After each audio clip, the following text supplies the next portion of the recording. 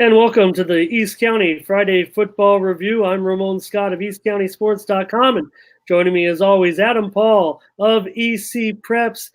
Adam, sadly, we're almost out of teams. How did that happen? I mean, I was expecting at least 4 teams to come out of the jumble that we had of 7 games last Friday night. Some thrilling ones, some not so thrilling ones, maybe a surprise, maybe some that weren't surprises. But maybe we could just start it off by talking about one of the teams that's going to advance, and that's the top-ranked Helix Highlanders, Adam. They scored all of their points in a matter of 22 seconds late in the fourth quarter against visiting St. Augustine on Friday night to the Elite Section title game with a 12-7 victory. They were headed for a loss. They had a goose egg on the scoreboard and then some excitement. Tell you what, that's the luck of the Highlanders. You know, Notre Dame's got the luck of the Irish. Helix has got the luck of the Highlanders, man. Tell you what again. Yeah, down 7-6, and things not looking good. I don't know what Saints was thinking of, passing the ball with under 2 minutes left to go in the game. All they had to do is run out the clock, and then that was pretty much it. I know I wasn't the only one scratching my head over that decision. There was a lot of social media commentary from other football people. Helix, they commit 7 turnovers, I think was the number that was quoted. I was getting updates from online, of course, and then also PJ of Vanilla Girl Photography. And he kept texting me saying it was 0-0. Helix turned the ball over in the red zone, as they were getting ready to score. Saints, same thing. And it's like nobody wanted to score. It was like hot potato for football. Yeah, well, then it was senior Sammy Stewart.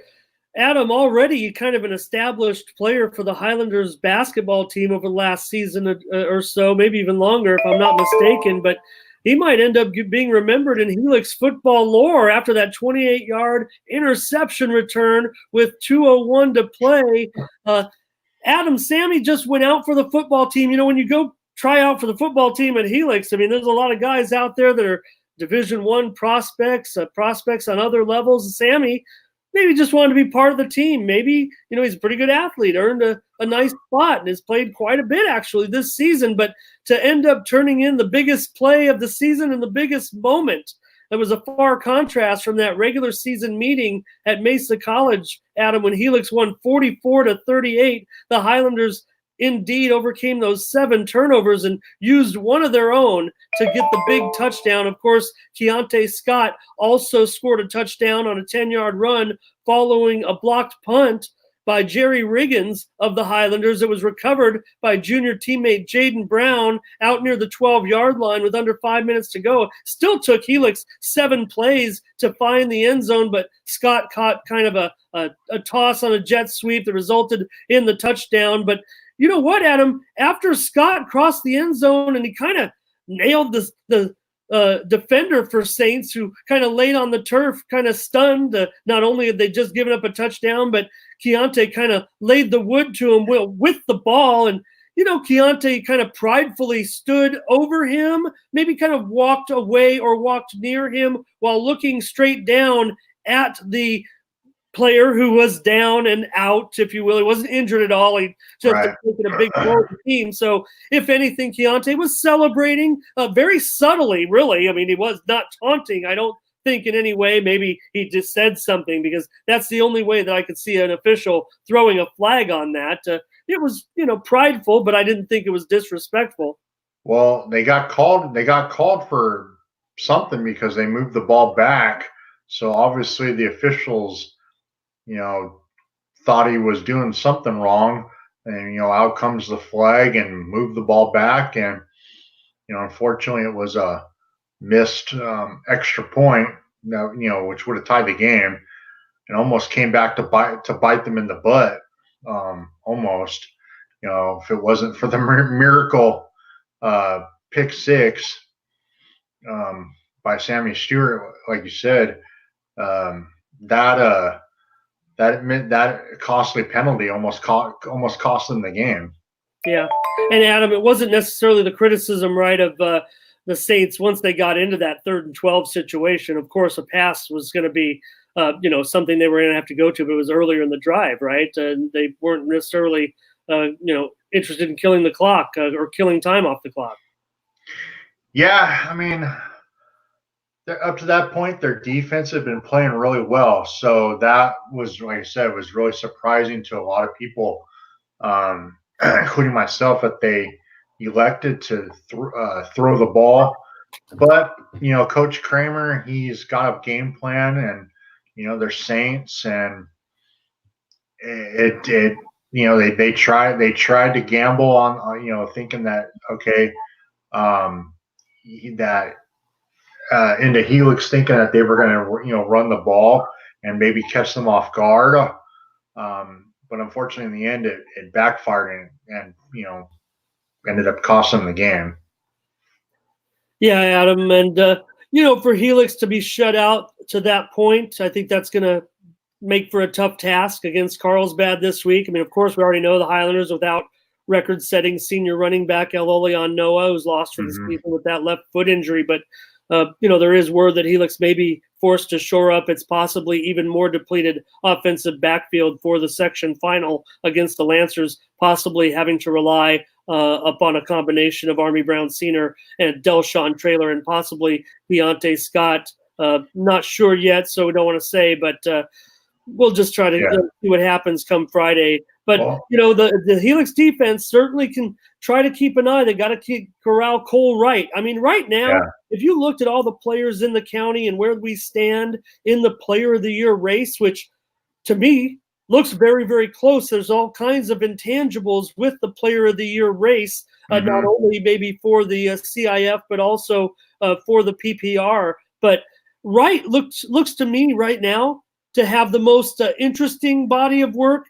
Look, Buckner has done it all, and he's a junior. I don't know if some people are going to slide him on the vote or anything like that. I mean, maybe if you just go by sheer numbers, Buckner is the man, and he might really be the man quite easily. But considering Carlsbad's great season, this incredible season that they've had, a historic season, and how he is producing right now, maybe is kind of the most impactful player in the county. He scored all 3 touchdowns in the win over Cathedral. That's who Helix is going to have to stop. They're going to have to rely upon maybe getting pressure against Carlsbad, because they can get it to Wright in a number of ways. So Jeremiah Fletcher is going to have to get in there. He had a sack against the Saints. Saints had just 120 yards at him, including just 5 yards total on the ground.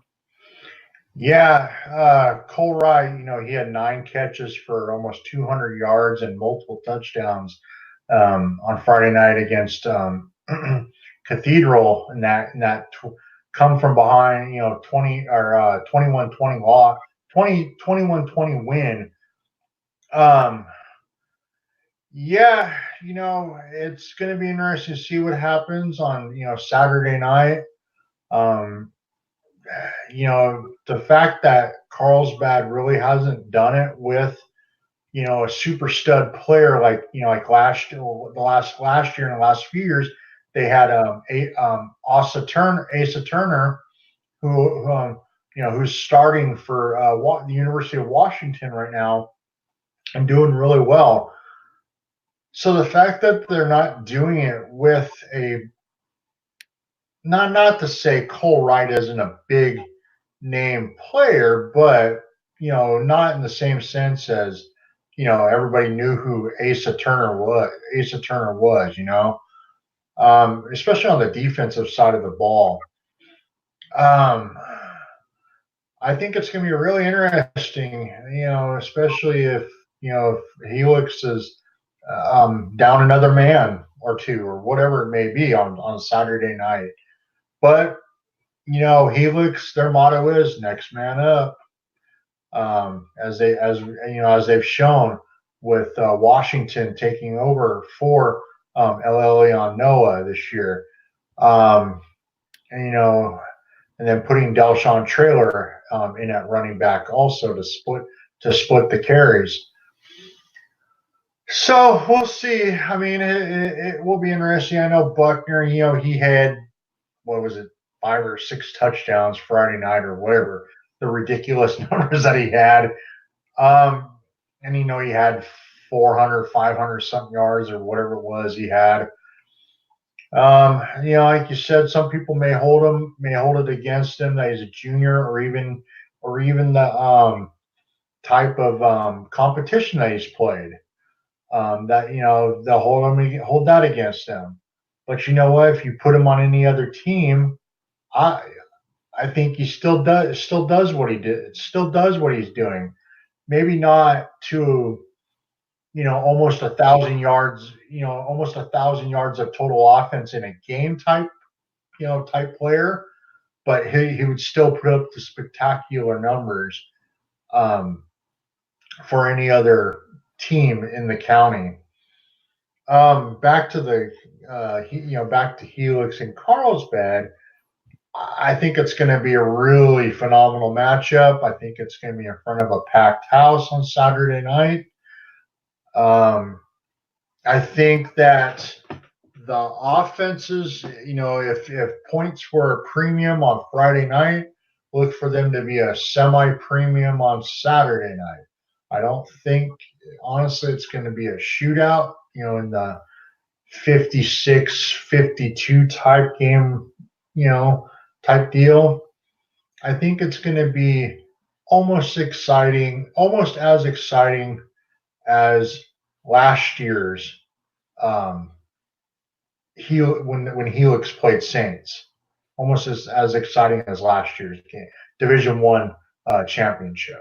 Hey, Adam, I might put you to work. Just, I don't want to think that I'm so busy that I should have done this before I asked you about it, but might put you to work before you make your appearances on the local programs this week, because I want to know how many teams in the county Helix has a losing record against. Carlsbad owns a 2-1 advantage all time on the Highlanders. I know, I saw that. I was like, wow. School that has other school that has a winning record over Helix? Not that I could think of. Not that I saw offhand. I have to go back and look at Parleton Sports just to see what the schedules what the records are. But yeah, to hear that Carlsbad has a 2-1 record against Helix, wow! Not many teams, not many programs can say that they have a winning record. I mean, yeah, they played 3 times, but even still. Yeah, and the first 2 times were kind of way back, and the last one though was in 2008. That was the Helix win, 35-14. So for the Scotties, Adam, another trip to the finals. Their 6th straight title game berth, 5th straight Open Division, not 5th straight, but 5th Open Division title appearance, going for their 10th championship. We're not here to predict the game, but man, I think it's gonna be very, very tough for Helix, especially if they are not at full strength. Yeah, but again, I agree with you. I think it's going to be a low-scoring game, and just given what happened in the game with Saints, it wouldn't surprise me if this game ends up 14-7, 14-10, 17-14, 21-17, 21-10, 21-14, just somewhere right in there. I don't think we're going to see, the winning team scoring 4 or 5 touchdowns in the game on Saturday. Yeah, I haven't seen what ECPreps has predicted, but I mean, I know, we talked about it before we came on the air that it's supposed to rain Tuesday, Wednesday, Thursday. So luckily, the rain shouldn't affect the game, have any effect on for Saturday night. Thank God. I think it's going to be a really close, low-scoring affair. 24-21 maybe 17-14 maybe also. I just think, again, it's going to come down to who turn. I don't, I know they have the luck of the Highlanders, but I honestly don't think that it can happen 2 times in a row where if they were to turn. I think that was a fluke that they turned the ball over 7 times in a game. Maybe, but if Helix is lacking some options this Friday, and maybe they're going to have to maybe put in some wrinkles into the offense. We know Helix is great at putting wrinkles in. I mean, some of the plays are drawn up in the sand. Sometimes it looks like.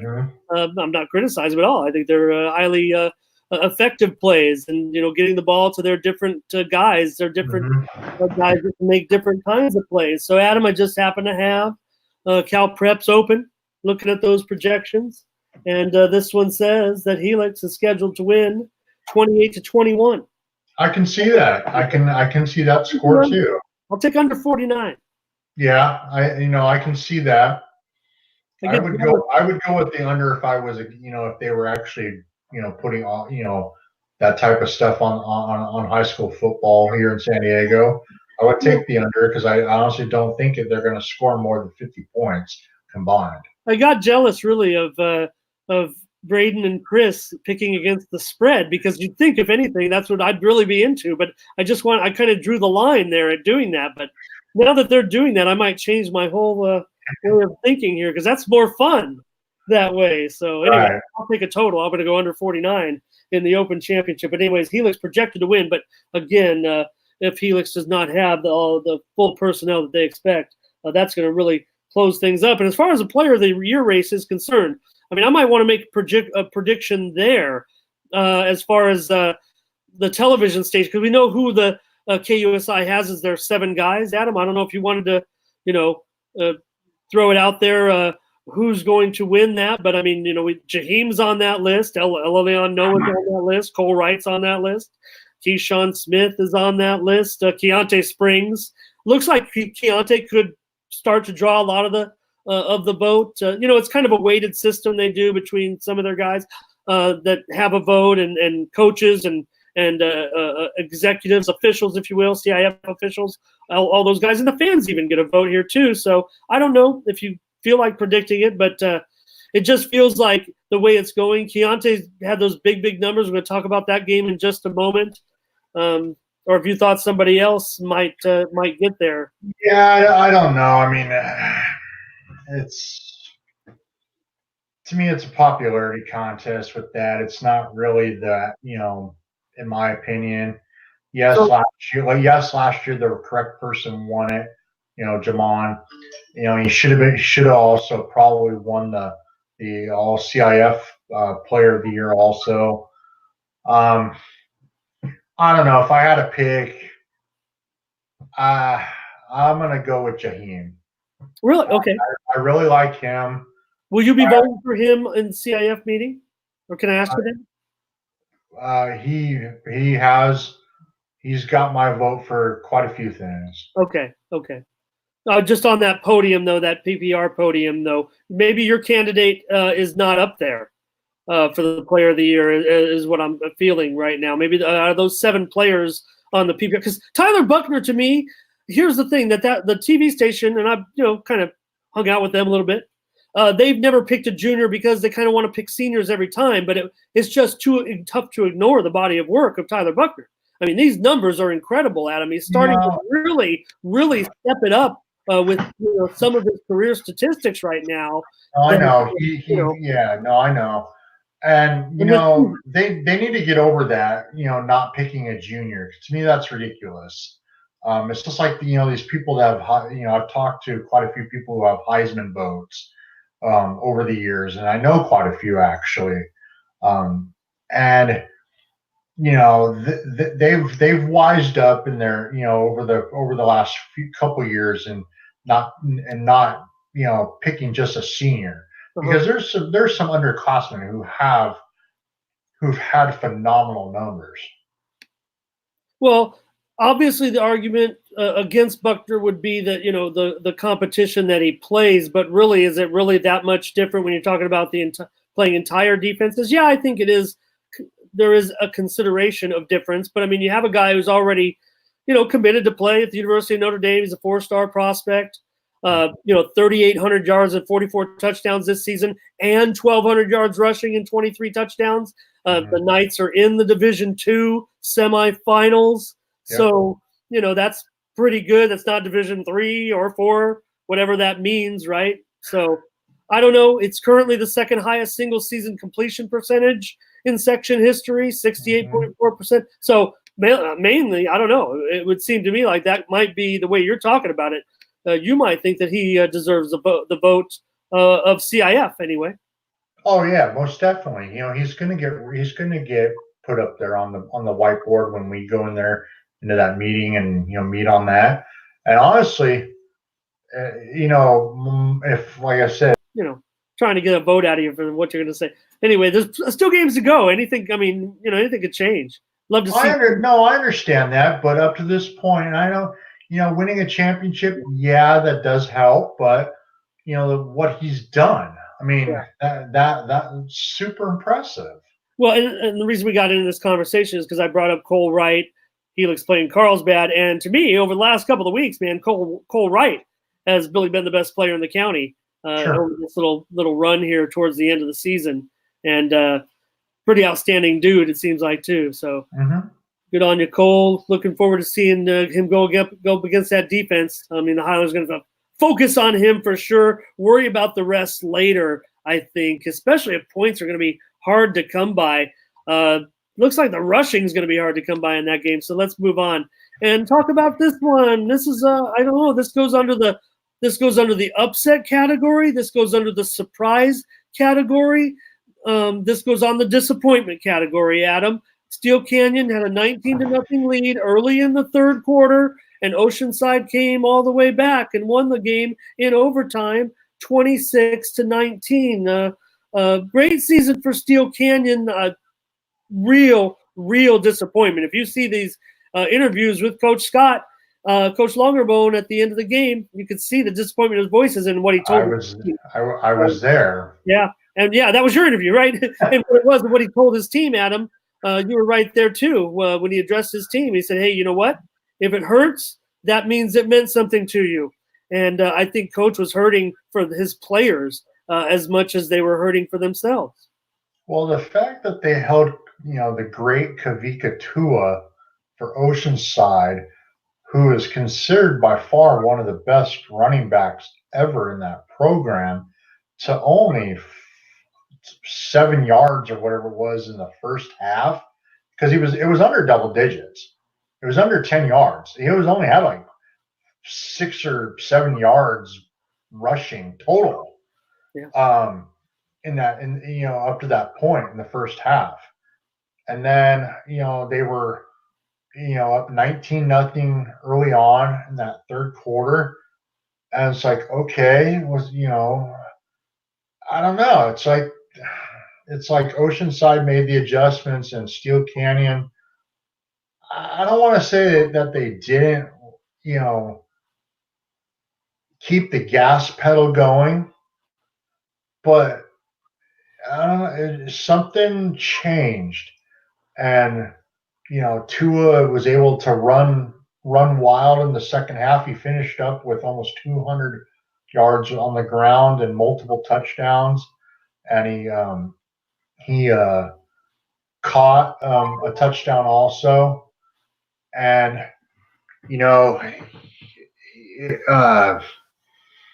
yeah, I mean, it was just a weird game. And then the fact that, Oceanside had a chance to win it in regulation, missing a 40, I think it was about 42, 43-yard field goal where it was, and didn't miss by much. And the fact that Oceanside in overtime on a touchdown, scored on a touchdown catch by Jamie Rich, really set the tone and turned the momentum. And Steel Canyon in their possession, moved the ball, got the first down, and then I don't know where he was where the quarterback was throwing the ball, but it was basically the same type of interception from earlier in the game that they threw down in the red zone. It was kind of like a pitcher throwing a fastball right down the middle, and the batter hitting a home run. They couldn't help, but what's his name, couldn't help but pick it off to win that game. Chance Johnson, he returned a punt 72 yards for the touchdown. If he's another touchdown, team's player of the year, Adam, I mean, I'm not sure anybody's got 5 returns this year. Yeah, I mean, he's definitely, an amazing player. Jalen, like I said, Jalen Ramsey, with what ended up being the game-winning interception for the Pirates. It was just a real crazy game. Yeah, I want to mention that. I mean, I don't know if who they're going to pick over there at their little awards banquet, but talk about the awards, the TV station awards. But Senior Chance Johnson surely is the special teams player of the year in the county after he returned his 5th kick for a touchdown. The punt, I say kick, he has 3 punt returns this season for touchdowns, 2 kick returns this season for touchdowns. Don't think anybody's got 5 kick returns in this county. No. Unless they haven't entered in the stats somewhere. I mean, there've been some good, Keyshawn Smith got a punt return and a kickoff return. He's had a great year on special teams. Chance Johnson's a special player, and he is the special teams player of the year in my mind. And they might give it to they might give it to the kicker, Ezekiel Mata, because he booted a 61-yard field goal this season. But Johnson, for me, is the special teams player. Yeah. Okay, so you're gonna give it to a guy. Okay, he booted a 61-yard field goal. Don't get me wrong, that's pretty impressive. Don't get me wrong. Yeah. But the fact that you scored 5 kickoff, either kickoff or punt return total touchdowns, and the fact that you basically, give the momentum in a game that way, you give your team an extra weapon. It's like, what are you doing kicking to him? You know what I mean? Like I said, this loss by Steel Canyon has to be the biggest upset of the night, if you want to call it that. Yeah, maybe, I don't know. I don't want to dwell on it too much. So I will mention this, though, when you mentioned about Kavika Tua, Adam, if I had to make a short list of players of the year candidates for next season, he might be at the top. Oh, yeah, no, definitely. He's going to get all CIF consideration this year. He's a special player. First time I've seen him in person, I just, you just heard about him.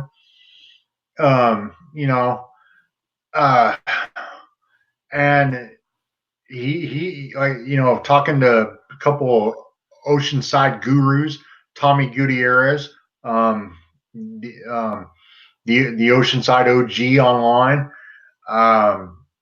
He said that he's probably one of the best, if not, or not one of the. He's probably the best running back they've had in the program.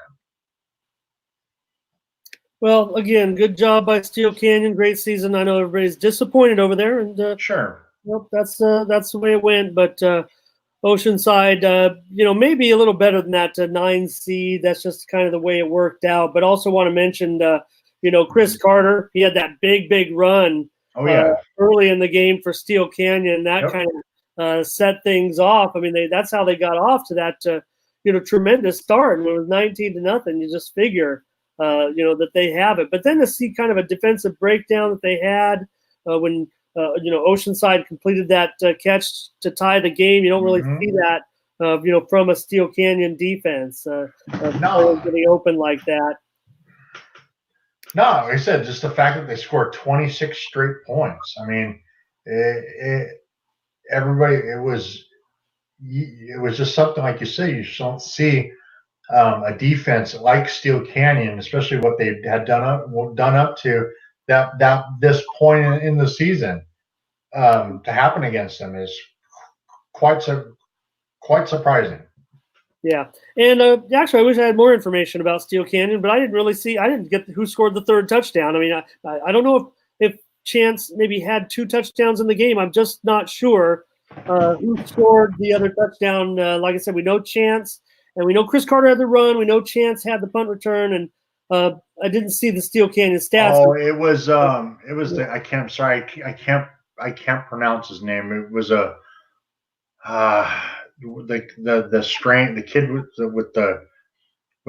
the strange name that I cannot pronounce, and I do apologize. Not the quarterback, not Mm-mm. the junior quarterback. Mm-mm. Okay. Well, I guess I could start throwing names out there, but let's not do that. Let's move on. Maybe I can look that up. I didn't put it in the copy. I just didn't know. So we can move on, Adam. It's okay. You don't unless you have some information there about it. To talk about Adriel. Adriel Chargaloff. Yes. Former Grossmont Foothiller. Yes. Yeah. Yes. Okay, he scored. Okay, great. Good job, Adriel. And I do apologize because I wasn't sure how to pronounce his last name. yeah, I don't even know if I have it right, but I think it sounds Chargaloff. I think Yes. maybe even had a relative play before, or I think might be a junior.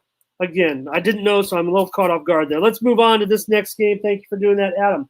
Okay, Madison and Grossmont. Hey, Grossmont, I thought did a great job in this game, considering that they ended up losing 40 to 28. Right? I mean, they were trading touchdown for touchdown with these guys, Adam, in the game. And fourth-seeded Madison eliminated fifth-seeded Grossmont behind senior rushing star Keontae Springs, 400 plus yards of total offense and 5 touchdowns. But you know what? Adam, Grossmont senior back Robert Tucker was nearly as impressive in the finest performance of his career, I would think. Yes. 228 total yards and scoring 4 touchdowns, including 3 in the first half as Grossmont traded touchdowns with Madison. Foothiller's senior quarterback Jamie Odom finishes his illustrious career with nearly 8,800 yards of total offense, certainly puts him in the top 10 all time in section history. Madison, maybe just a little too much, maybe a little bit too much Keontae Springs. Yeah. He also had an interception in his own end zone late in the fourth quarter to clinch that victory for the Warhawks. So it wasn't just on the offensive side of the ball that he completely dominated on. He finished with 349 yards rushing and 71 yards receiving. Like you said, over 400 yards of total offense, 5 touchdowns, and like I said, the interception late in the fourth. Tucker, like you said, caught 6 balls for 170 yards and touchdowns of 11, 40, and 58. Brody Schicker, 7 catches for 86 yards. Grossmont put up 469 yards of total offense. Chris Alba on the defensive side had 12 tackles and a forced fumble. They for the longest time they were trading point for point, yard for yard, and it looked like Grossmont might come back and pull this one out, but unfortunately they just ran out of steam there. Yeah, great year by Grossmont, certainly, and I think they probably feel like they had every chance to win that game. Considering that they basically, I think it went 7-0, 7-7, 14-7, 14-14. Yes. So yeah, it's like a ping pong match almost. Sounds like a game if they would have been at home this time, even though Madison got the best of them the first time around. Adam, sounds like if maybe Grossmont could have earned that 4 seed instead of Madison, and then Madison would have come on the road. Maybe they could have got him at home this time. It seems like it was that close, even though it was a 12-point difference. Madison they got a late touchdown, and they tacked on another touchdown towards the finish. So it was still close. Yeah. It was still close at that point. So congratulations to the Foothillers on another great season. 8-4 record, big turnaround, back to where we belong with Hiller football. And moving forward now, let's move on to the next game. Adam, take a look at Christian. They lost in their game to Vista 35-14. They were pretty big underdogs, but I think the story in this one, Adam, junior quarterback Gabe Krug scores 2 touchdowns, the second of which he scored apparently with a broken collarbone, injured himself, stayed in the game, threw a couple of passes, and even crashed into a guy a little bit, kind of bumped off of him near the end zone with his broken collarbone late in the game. Gets the touchdown. Hope you feel better, Gabe. Great season. Looking forward to Gabe next season. He'll be one of the top quarterbacks in the East County, if not the county. I didn't know going into the season. I because of what they said about him, I figured he was a very, very good passer, and he's a good passer. But it's more his ability to run that makes him so special. No, they played really diligently against the bigger Vista Panthers. Vista led by David Flores. He finished with 103 yards on 11 carries, and had touchdowns of 19 and 3 yards and a 2-point conversion run. Pretty mighty of Gabe Krug to play with a broken collarbone. So we'll see what happens next year. I think he'll be one of the key players for them, obviously, and also one of the players to watch in the county next year. Now that he has a season under his belt of that of that offense for Christian. We'll see. I think they'll be back next year. The fact that they got this far, with the amount of players that they have, is very impressive. Yeah, good game by Christian. They were really proud of their accomplishment this year to get to that level in Division II and win that playoff game, but came up short against a good team, a good Vista team, really dramatically improved this season, moving on in their division. We lose another one. Okay, we lose another one here. Adam, I went to this game, Scripps Ranch 42, West Hills 7. And Adam, after the first series of the game, it was West Hills 7, Scripps Ranch nothing. And West Hills dominated over the first series of the game. They went right down the field. This was supposed to be the best defense statistically in the entire county, at least for points allowed. They allow about 6.5 points a game or so. This Scripps Ranch defense, very, very good. West Hills, tell you what, they went right down the field. They ran a couple of option passes from Cole Klingerman to Steve Christini, including a 22-yarder on the first play of the game, and then also again on a 3-yard touchdown pass. But the undefeated top-seeded Scripps Ranch Falcons took advantage of, get this, Adam, a pair of turnovers on the next 2 possessions. And we've talked all year about how great West Hills has been taking care of the ball, and really why they've accomplished so much, because they're able to stay in every game, control the tempo. But when you turn it over against this Scripps Ranch team that has a running back like they have, like Gardnera, they were able to convert on those scores right away. 42-7 might have been, 21-7 had they not given them a couple short fields. West Hills defense, I thought, played just fine. Gardnera did have a monster day, but he's a very, very good back. And Scripps Ranch, I'll say, very, very good team. Very impressed. I was entertained, even though our guys lost. No, yeah, Gardner, like you said, he had 145 yards and 4 touchdowns on the night against West Hills. When I saw it was 7-0 and then 7-7 after the first quarter, I was like, wow, okay, that's interesting. I wasn't expecting that, but then next thing I know, it's 14-7, 21-7, 28-7. And then so on, and obviously the final score is 42-7.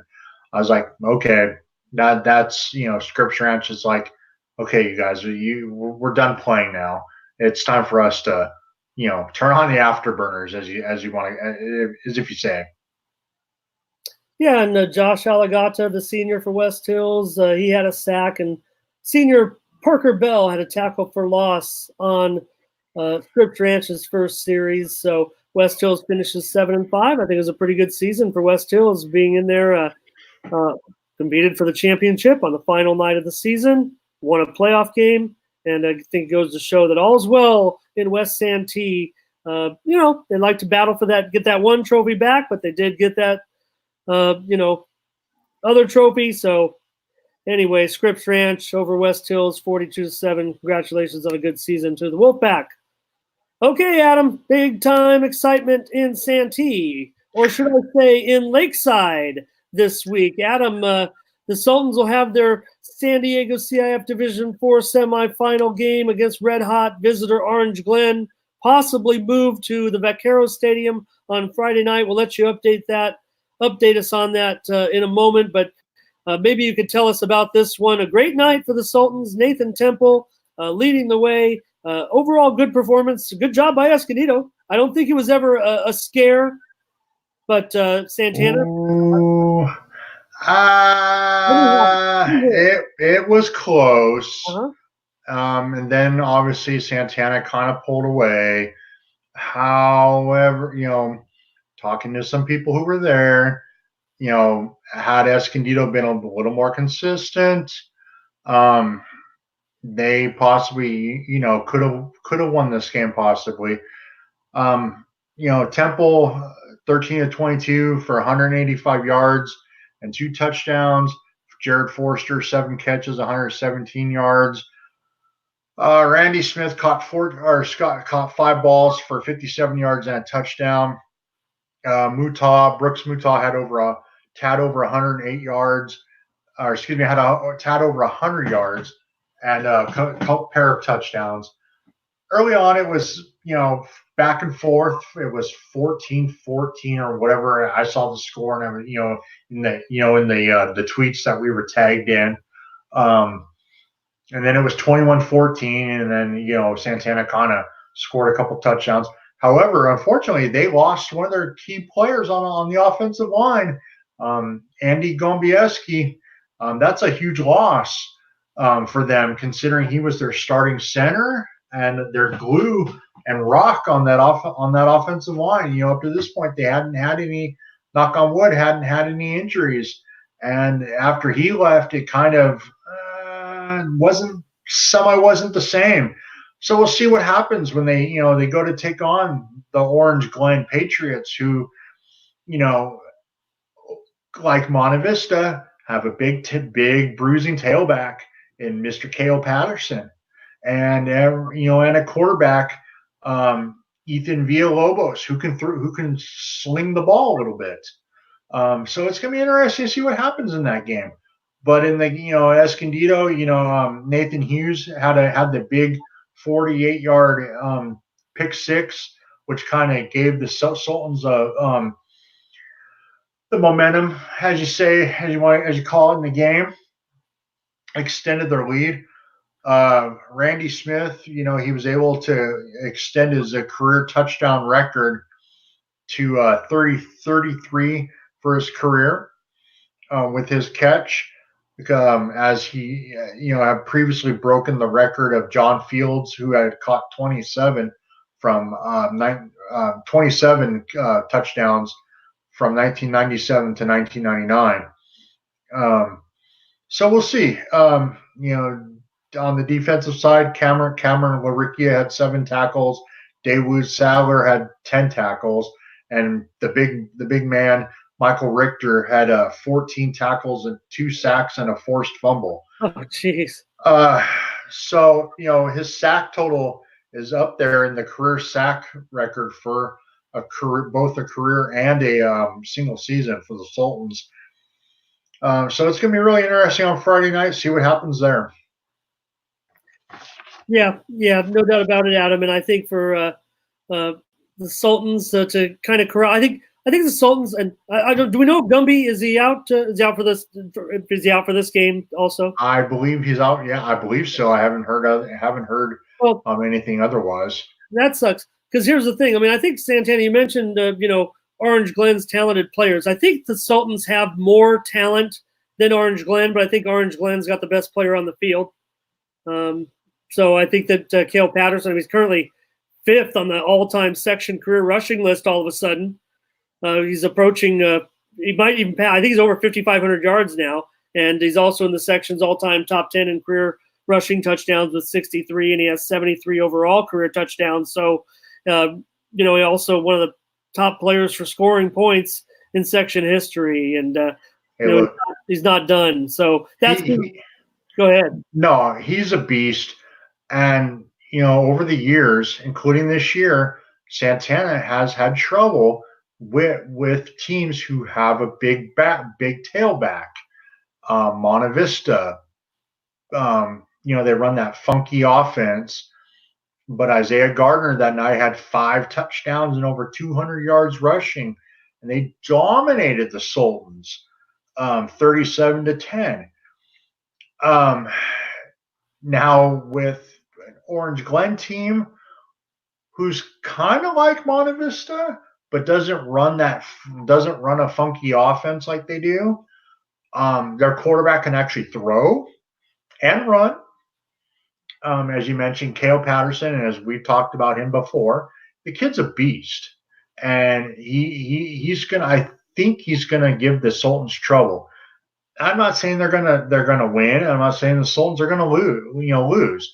I'm just from having seen them over the year, over the last 20 something years, teams that have had, especially within the last 5 years, I should say, also teams that have had running backs have given the Sultans fits. So they're gonna have to, shore that up, and or else it's gonna be a long night for the Sultans.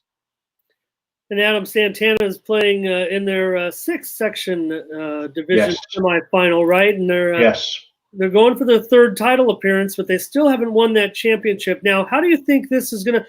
If I understand you correctly, I mean, there even some talk that the weather that's expected to come here in the next 24 to 48 hours is supposed to rain late tomorrow, Wednesday, and Thursday. Apparently, the games are going to be spared. The turf might still be a little damp or drained, but looks like we're going to skip this weather. But it could be a good storm coming up here in the next day or two. They actually were talking about maybe trying to get the game back at Santana because they would have to delay the start of the upgrades over there. But they can't do that now, can they? I mean, sure. They can. They supposedly, from my understanding, from what I've been told, have until Thursday to make that decision. But in my honest opinion, they're better off just playing that game at El Cap. And by the way, for those out there who don't know what we're talking about, Santana's stadium.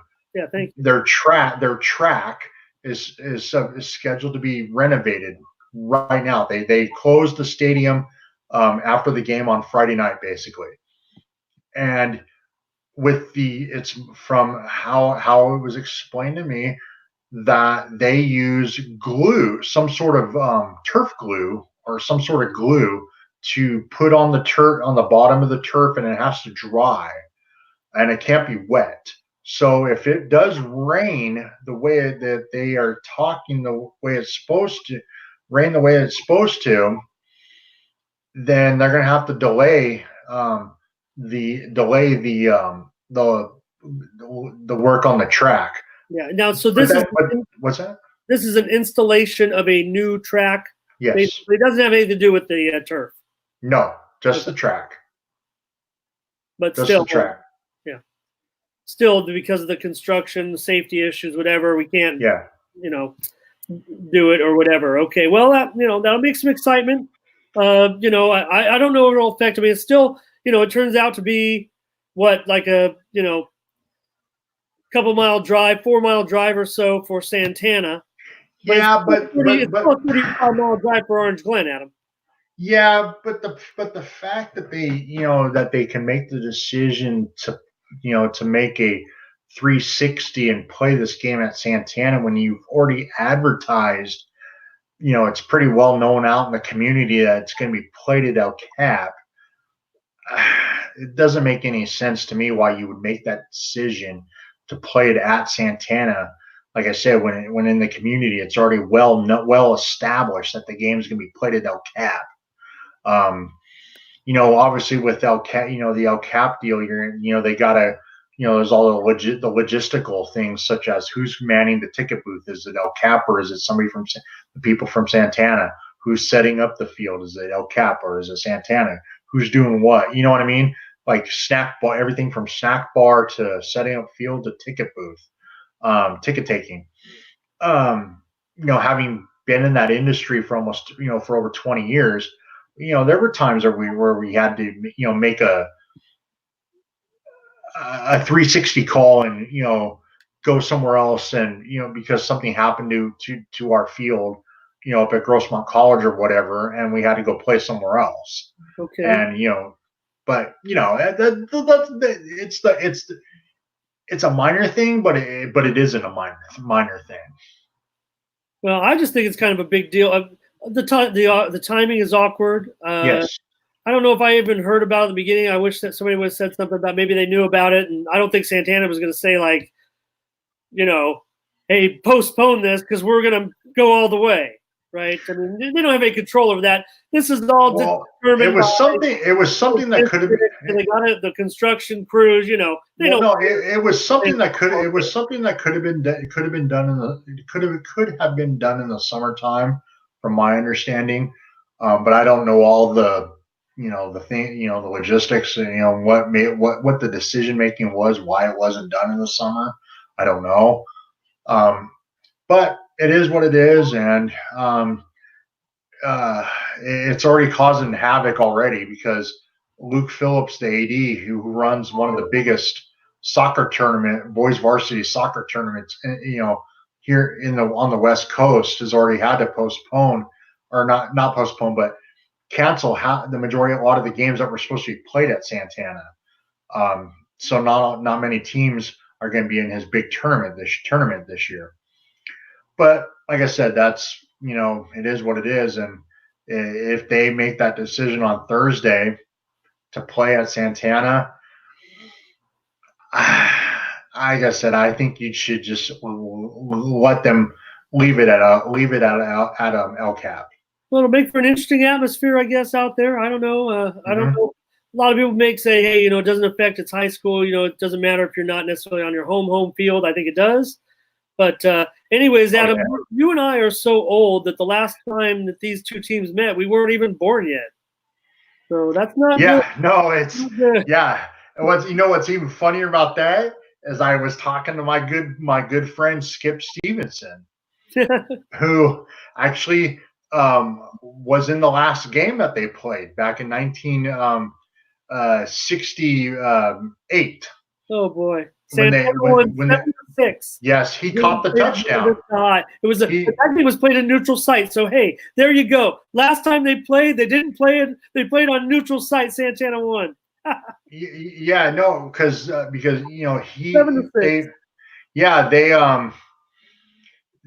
game was played at Helix High. What was it? Helix? Yeah, it was at Helix, and Skip Stevenson actually caught the touchdown from Kyle Hypes, and because they didn't have a kicker, they went for the extra point on a 2-point conversion type play, but that wasn't worth 2 points back in the day. It was only worth 1. So he actually caught the touchdown and caught the extra point conversion, and they ended up holding on to win 7-6 in a game that they actually were heavy underdogs. Because Orange Glen coming into that year under Dick Disney, who, by the way, the field's named after up there in Orange Glen, they were the defending CIF champions. So they were the heavy favorites that year, and Santana upset them early on in that 68 season. You just made the whole show, brother. Thank you for that. We're going to put that in the column this week for sure. Rewind the tape, get all that down. Look that up and make sure. I might have to go back and see information about some of these games because they're just not out there as great as some of the information is that you can get.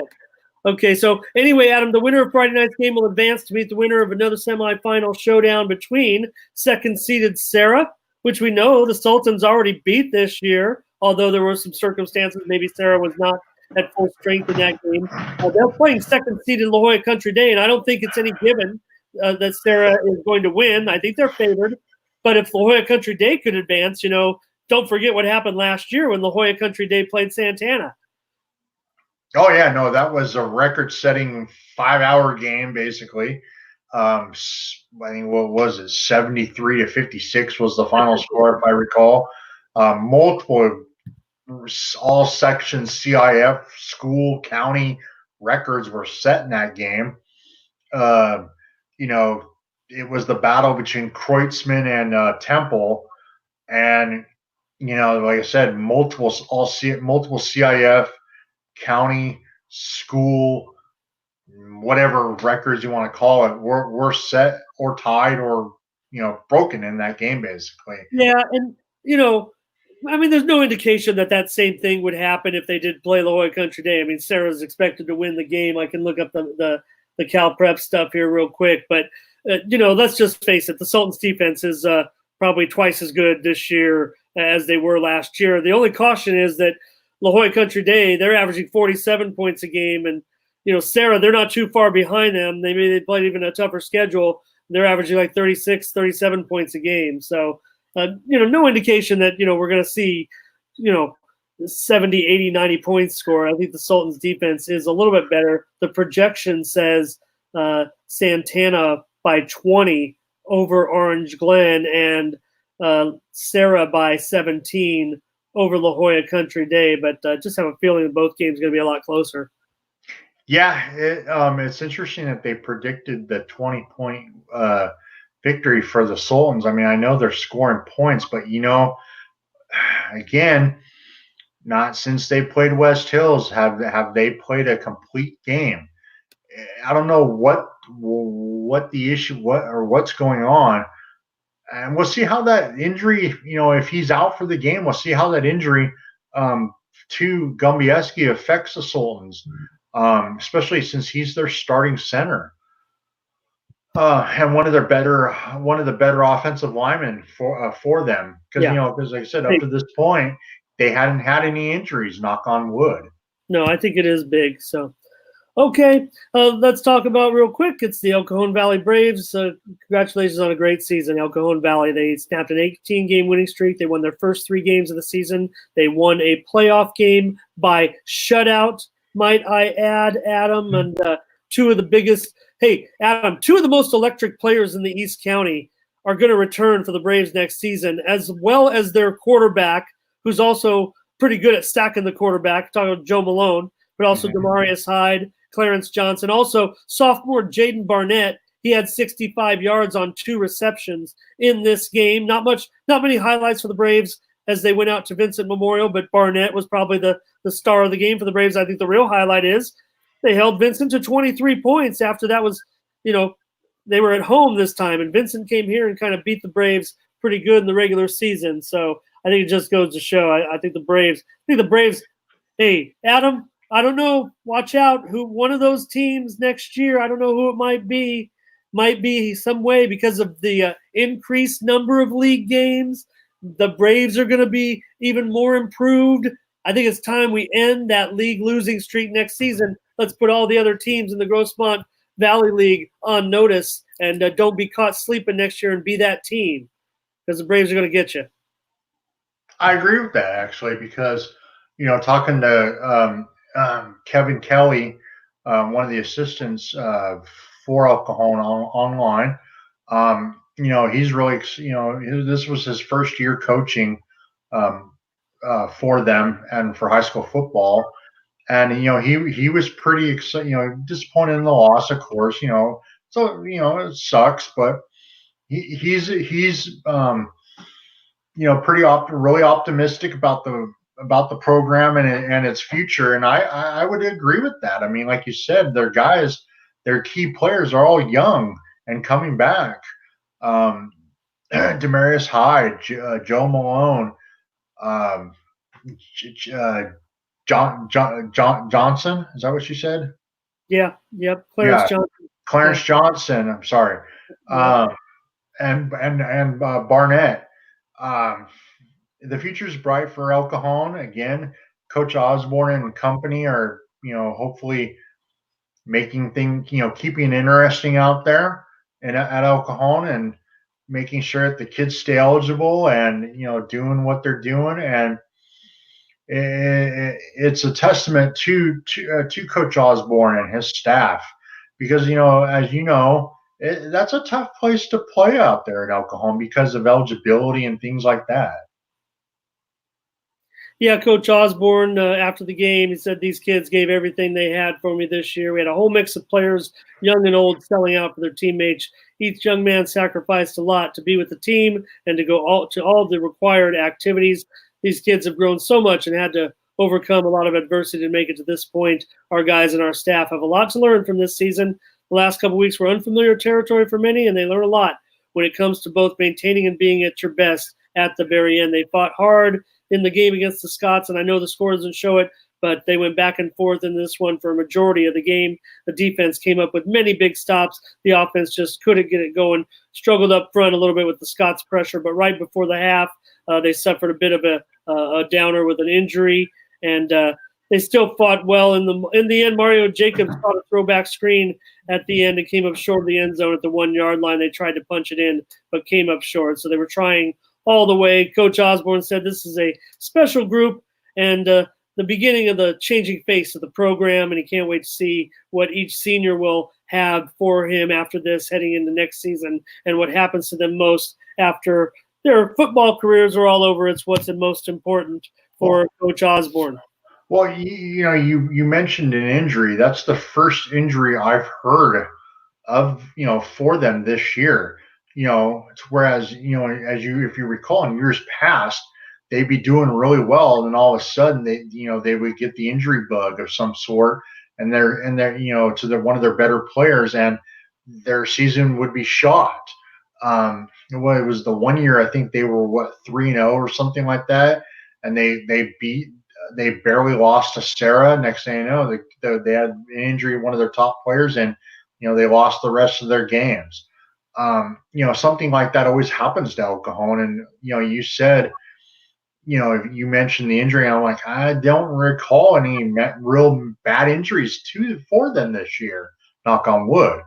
And so that played a real big part in the reason why I think El Cajon was able to compete in their games, especially late in the season, and to get them that first ever playoff win, the first playoff win in a long time, and their first ever shutout in a playoff game.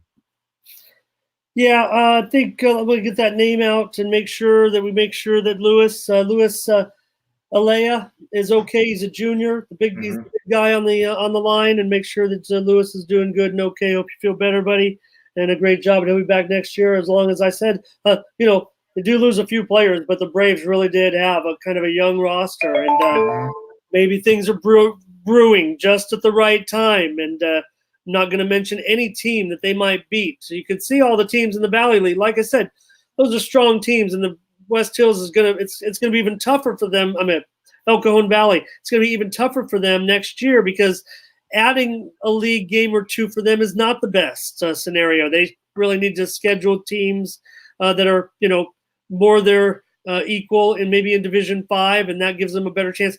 One thing is, it's not going to hurt their rating too much. So as long as they take care of business in those non-league games, they can do the playoffs again, make the playoff run again. But just watch out, man. Watch out in the league season. Those league games, there's going to be so many of them next year, 6 league games, that once a team gets maybe to a point where they're like, 2-3, and they're going into that game against the Braves, or they're 1-3, and they're like, you know what, we can't win this league title. Whatever the case may be, it can catch up to just the right emotional factors and just the right time for the Braves to have a great game. And that could be the end of that league losing streak. I think it might be. All right, Adam, great job as always. This could be it. I don't know. Next week, 2 games. We're on to basketball, I guess. But great.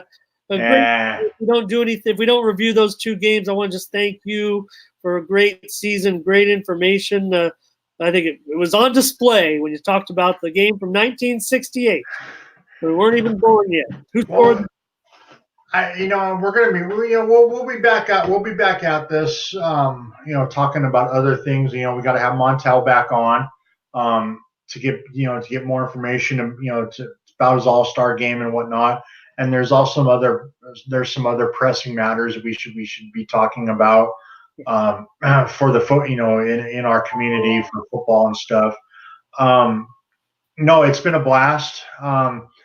I think it's especially Saturday night's game is going to be really, really good. So get there, go buy a ticket, buy it online. Actually, that's what I highly recommend, is find the online link, so you can purchase it online, because I don't know if you're going to be able to walk up and be able to buy a ticket. I don't know.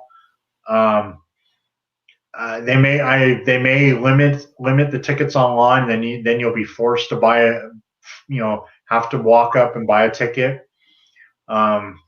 So yeah, and then of course we got our games Friday night. I'll be actually out at that Santana Orange Glen game, whether it be at El Cap or at Santana. Which game are you at, Moni? I don't know yet. I don't know yet. I didn't make the cut. I'm out. I'm out at the PPR for the rest of this year, but they got great reporters over there, and they got all their guys for the rest of the season, so I get to pick and choose. So if anything, maybe I'll head out to the game. I'm not sure yet. Basketball's starting, and somebody's got to be on that. So whether or not someone else goes out there for East County or not, I'd love to be at that game. Just not sure it's going to work out. If so, maybe something special. I might have something special. I might do one of these live streams right from the field. I don't know. If you know what, Adam, if anybody watching this, and we're starting to get some nice viewers. We've had thank you to everybody throughout the season for watching this. And, if you're one of those players that watches us and you're going to school next year, maybe your football career is over. Maybe you're still like football. Maybe coaching isn't for you. Maybe you're like, hey, I don't want to be like Adam and Ramon. Those guys are big nerds, but I do like reporting on football possibly.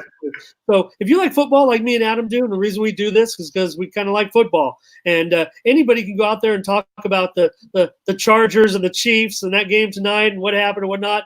But you know what? Not everybody can talk about prep football because you got to be into it. You got to like it. You got to do research and stuff like that to know about all these players. That's the awesome part about it, is just discovering these players, talking about them, talking about their accomplishments and their achievements. I mean, that's really the fun thing. So you know what? You reach out and get in touch with Adam and I, maybe on Twitter or on Facebook, and say, hey, you know what? I might want to give that a try. Maybe I could, report for you guys, or just, share my information, and we'd love to hear from you, because that's the kind of people we like. We kind of like people who like, prep football. Speaking of that, the comment you just put up there, Helix_fam, follow them on Twitter. They're a great follow. Them also Raymond Brown at SD Football, at SD Football. Follow him. They're both great follows on Twitter, and check them out also on Instagram and any of the social media. Follow us, obviously. Just follow anybody. It's awesome. It's great. The community here for East County football. If you're a fan of Helix, fan of Santana, fan of Steel, even if you're not, if you just like football in general, it's a one big community out here for East County. And also San Diego in general. Yeah, if you follow the right people on, I maybe I hang out on Twitter too much, and that's why I end up listening to all you guys. But really, if it's quite honestly, they say Twitter is the 4%. But if you follow the right people on Twitter, you can pretty much know exactly what's happening in every game within just a few seconds, because the little core group of reporters and people that are around the team, surrounding the team, they're so good about getting the information out there, man. It really makes your game interesting. You're trying to watch your own game, but you're flipping through your tweet deck or your Twitter feed so fast and getting those late updates, and you're like, you're wondering where the next one's coming from. Sometimes, like, when do we get this score? But you really don't miss too much. It's awesome. Before we go on, I'll be on the Coach Quintera's high school show on Thursday night, a little after 10 o'clock, giving the update, the East County game previews. So check that out on 97.3 FM The Fan, or on the radio.com app. That's the high school show starting at 9 o'clock, goes from 9 to 11. It's hosted by Coach John Quintera, the legendary Coach John Quintera. Also co-hosted by Braden Soprenant, who is a good friend of mine. He's got a lot of information also. And then, like I said, at 10 o'clock, Drew Cowell will have the North County updates. And then I'll have the East County updates at about 10:30. Actually, between 10:10 and 10:20 typically is when I go on with Coach Quintera on 97.3 FM The Fan. So please tune into that. so that it gives them shows them that people do listen, because that is an important show, just like ours and any of the other shows for high school football here in San Diego. Yeah, and I love it, Adam, when you're on that Friday, when they had the game broadcast and they'd cut to you to give me the latest East County update. And I was one night driving home from a game and listening to you give me the updates on the Grossmont game, that thrilling game that they had earlier in the season. I don't remember what it was, but man, they were giving me updates, and I was riding along in the radio listening to it. Great job, brother, as always. So for Adam Paul, I'm Ramon Scott. Thank you for joining us.